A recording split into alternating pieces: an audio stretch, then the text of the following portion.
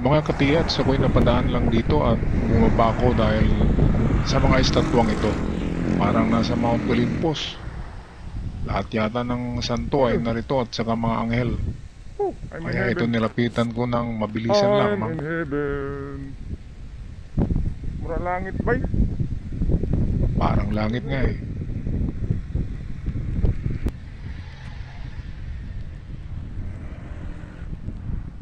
Hindi ko na-close up ang mga itsura nito pero merong mga anghel, merong santos at mga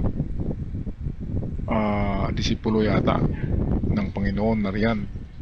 Ito ay nasa bundok ng Claveria, kaya tinatawag ko na Mount Olympus sa Claveria. Ang ganda ng pagkagawa ng Olympus baby. eskultura nito.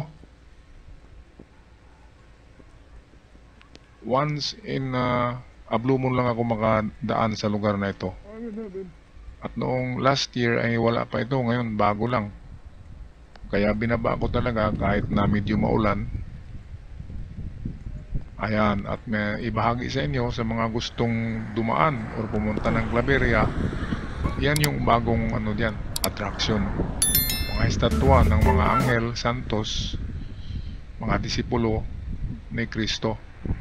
Ito ay sa lugar ng ito, Dapit Balaan, Claveria, Misamis Oriental.